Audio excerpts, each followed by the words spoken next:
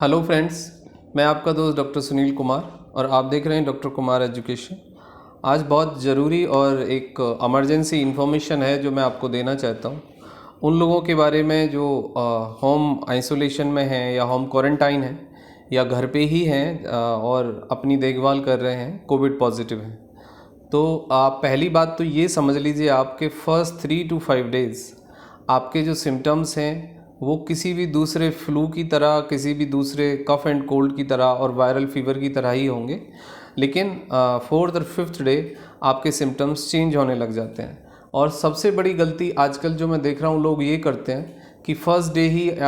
या second day ही हम RT-PCR या एंटीजन कोई भी इस तरह का टेस्ट करा लेते हैं और उस टेस्ट में कुछ भी नहीं आता है और फिर हम ये सोचते हैं कि नहीं, हमें नॉर्मल फीवर है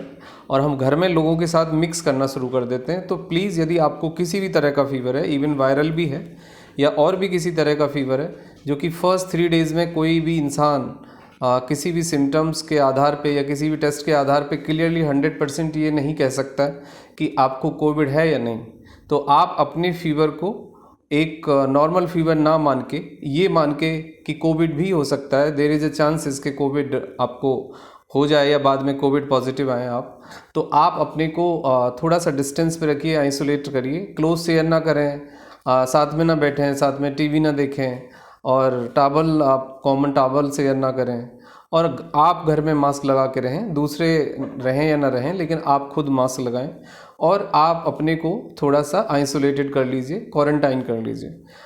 टेस्ट की जहाँ तक बात है, टेस्ट का सही तरीका ये है कि आप 4th डे या 5th डे RT-PCR या एंटीजन कराएं। लेकिन कुछ लोगों का, कुछ डॉक्टर का मानना यह है कि टेस्ट जितना जल्दी कराया जाए ठीक है, लेकिन बहुत जल्दी टेस्ट कराने से कई बार देखा यह जाता है कि नोज़ के लेवल पे, नेज़ल कैविटी में और ओरल कैविटी यानी आपके माउथ के लेवल पे कुछ ज़्यादा वायरल का लोड नहीं होता है, वायरल की प्रेजेंस नहीं होती है और जो टिश्यू है वो सेंसिटिव नहीं होता है और कुछ नहीं निकलता है, तो उसके बाद एक कन्फ्यूजन डेवलप होता है। तो फर्स्ट 5 डेज़ में 4th डे या 5th डे आप RT-PCR या एंटीजन करा सकते हैं। उसके बाद भी यदि आपको सिम्टम्स बने रहते हैं like high grade fever, weakness, active cough और चेस्ट में कंजेशन, हैवीनेस, तो फिर आपको ब्लड टेस्ट यानी CBC और CRP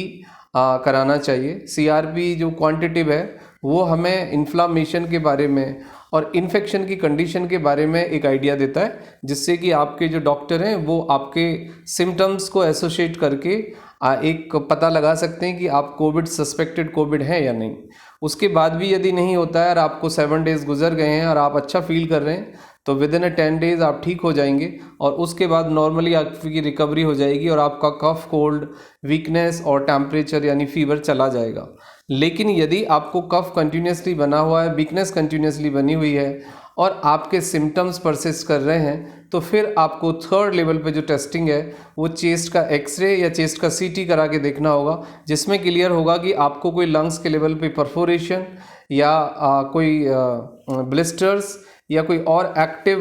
मतलब ब्रोंकाइटिस वाली कंडीशन या नमूनिया वाली कंडीशन तो नहीं है। यदि ऐसा कुछ है तो फिर आप डॉक्टर से संपर्क करें और फिर आपको 10 डेज़ यदि हो गए हैं और आप कोविड पॉजिटिव हैं और फिर अब टेम्परेचर, ऑक्सीजन का लेवल और आपकी हेल्थ कंडीशन, हमें इसको देखना होगा। यदि आपका ऑक्सीजन का लेवल जो है 94 से नीचे जाता है, टेम्परेचर यदि कंटिन्यूसली मोर देन 102 आता है, वीकनेस बनी रहती है, एक्टिव कफ है, चेस्ट में कंजेशन है, बॉडी पेन है, तो फिर आपको हॉस्पिटल को अप्रोच करना चाहिए, आपको हॉस्पिटलाइज होना चाहिए। यदि आप हॉस्पिटलाइज हो पाएँ, बेड मिले, बहुत अच्छी बात है, और यदि नहीं मिलता है तो फिर आपको ऑक्सीजन सपोर्ट की ज़रूरत पड़ेगी, जो कि आप घर में भी कर सकते हैं। लास्ट ये है कि आप अच्छी नींद लें, स्ट्रेस ना लें और खाने में आप हैवी फूड अवॉइड करें,